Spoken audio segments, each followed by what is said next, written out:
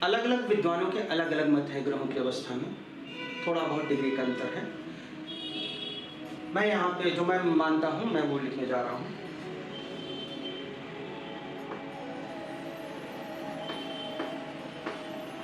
वृद्धावस्था, यह हम बोल सकते हैं कि मृतावस्था है। बाल्यावस्था,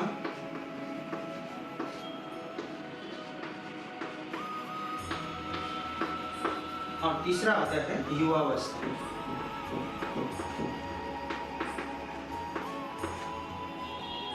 ये तीन अवस्था है। 0 डिग्री से 5 डिग्री तक, या फिर 26 डिग्री से 30 डिग्री तक कोई ग्रह अगर है कुंडली में कहीं भी बैठा हुआ है 0 से 5 डिग्री या फिर 26 से 30 डिग्री तक, तो वह वृद्धावस्था या मृतावस्था में कहलाता है। एक वृद्ध व्यक्ति चाहे जितना उसका मन करे कि मैं तो तोप चला लूँगा, मैं ये कर लूँगा, मैं वो कर लूँगा, लेकिन वो इतना वृद्ध है कि उसमें उतनी शक्ति नहीं होती है, उतनी ताकत नहीं होती है वो कुछ कर पाए। ठीक वैसे ही ये वृद्धावस्था या मृतावस्था के ग्रहों का हाल होता है। तो 0 से 5 डिग्री या 26 से 30 डिग्री है तो वो वृद्धावस्था या मृतावस्था में कहलाएंगे। बाल्यावस्था 6 डिग्री से लेकर 10 डिग्री या 21 डिग्री से लेकर 25 डिग्री, 6 डिग्री से लेकर 10 डिग्री या 21 डिग्री से लेकर 25 डिग्री, इस अवस्था में कोई ग्रह अगर कुंडली में है तो बाल्यावस्था में कहलाता है। बाल्यावस्था अर्थात उसमें थोड़ी सी शक्ति होती है, उसमें ताकत होती है, उतनी ज़्यादा भले ना हो लेकिन होती है, कर गुजरने की कुछ चाहत होती है, तो ये बाल्यावस्था है। युवावस्था 11 डिग्री से 20 डिग्री, यह युवावस्था है। युवा में बहुत जोश होता है, बहुत ताकत होता है। यही वो ग्रह होते हैं जो 11 से 20 डिग्री के हैं, जो पूर्ण बलशाली होते हैं। अंशों के हिसाब से ये बहुत बलशाली होते हैं, इनमें कुछ कर गुजरने की क्षमता होती है, विचार भी होते हैं। तो इस तरह से वृद्धावस्था, बाल्यावस्था और युवावस्था, यह 3 अवस्थाएं हैं। अलग अलग विद्वानों के अलग अलग मत भी हो सकते हैं, जैसे कि बाल्यावस्था के लिए कुछ अलग, वृद्धावस्था के लिए कुछ अलग डिग्रियाँ 0 से 6 डिग्री भी हो सकता है कुछ लोग कहें वगैरह वगैरह। लेकिन जो मैं मानता हूँ, मैंने अपने अनुभव के आधार पर पाया है, वो ये डिग्रियाँ हैं। ठीक है। और देखिए वृद्धावस्था भी मृतावस्था के समान ही है।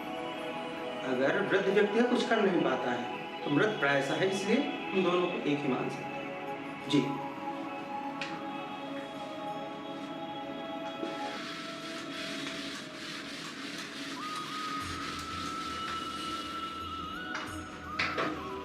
यहाँ पे अब हम आते हैं, चर्चा करते हैं। देखिए ग्रहों की अवस्था हो गई, अब हम बात करेंगे ग्रहों का उदय और अस्त।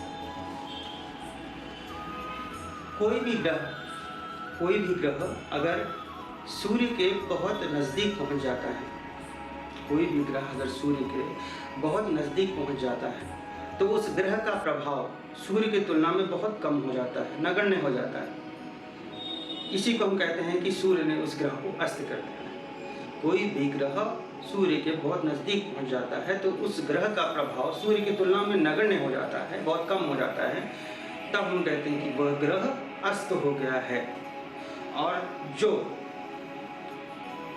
उससे दूर है, सूर्य से दूर है, जो एक लिमिट है उस लिमिट से दूर है, तो वो ग्रह उदय ग्रह कहलाते हैं, उदित ग्रह कहलाते हैं। और जो सूर्य से अस्त हो गए हैं, मतलब सूर्य के बहुत नज़दीक पहुँच गए हैं, उनका प्रभाव उतना नहीं रहा, बहुत नगण्य है, ना के बराबर है, वो सूर्य से अस्त ग्रह कहलाते हैं।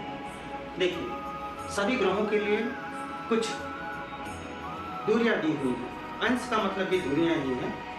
तो कुछ दूरियां दी हुई हैं जो निर्धारित करते हैं कि वह ग्रह अस्त कब हुआ। देखिए चंद्र के लिए 12 डिग्री, अर्थात अगर सूर्य यहाँ पे है, सूर्य यहाँ पे कहीं है और चंद्र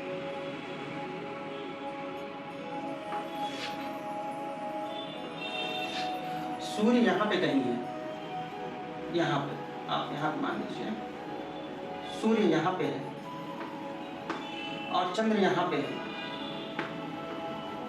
और सूर्य और चंद्र के बीच की जो दूरी है, सूर्य और चंद्र के बीच की दूरी है, अगर वो 12 अंश तक है, सूर्य और चंद्र के बीच की दूरी यहाँ पे जो ये अगर 12 अंश या इससे कम है, 12 अंश या इससे कम है, तो चंद्र अस्त कहलाएंगे। सूर्य देव अपने प्रभाव से चंद्र के प्रभाव को लगभग समाप्त सा कर देते हैं, तो इसलिए यहाँ पे चंद्र अस्त कहलाएंगे। इसी तरह से अगर मंगल 17 डिग्री, मान लिया सूर्य कहीं यहाँ है, यहाँ पे मंगल है, ये सूर्य है, ये मंगल है, और इनके बीच की जो दूरी है अगर यह 17 अंश या इससे कम की है, तो मंगल देव अस्त हो जाएंगे, सूर्य देव मंगल देव को अस्त कर देंगे।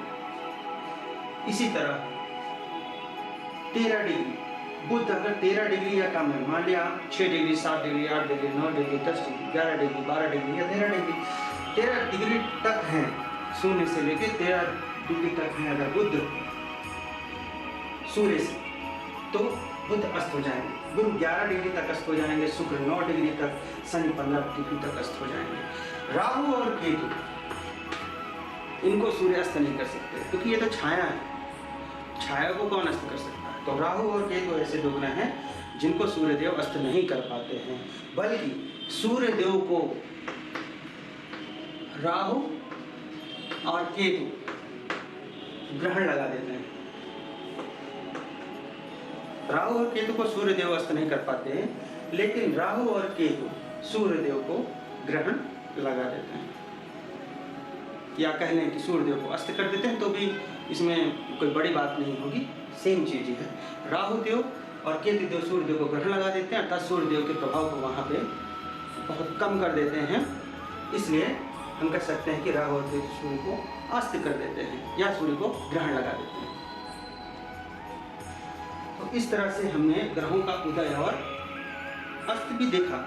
एक चीज और बताना चाहूँगा, कोई भी ग्रह अगर बहुत नज़दीक है सूर्य के, लगभग 3 डिग्री या इससे भी कम, तो वह पूर्ण अस्त अवस्था कहलाती है। अगर कोई भी ग्रह सूर्य से बहुत नज़दीक है, 3 डिग्री या उससे भी कम, तो वह पूर्ण अस्त अवस्था कहलाएगी। तो आज मैंने इतनी चीज़ें गौर करने की कोशिश की, ग्रहों की दृष्टि, उच्च नीच के ग्रह, ग्रहों का व्यक्तित्व, ग्रहों की अवस्था, ग्रहों का उदय अस्त, और सबके उदाहरण भी देने की कोशिश की ताकि हर चीज़ अच्छी तरह से क्लियर हो जाए। और इससे पहले मैंने भावों के बारे में भी थोड़ी सी चर्चा की। आशा करता हूँ आप सबको जो मैं बताने की कोशिश कर रहा था वो अच्छी तरह से समझ में आया हो।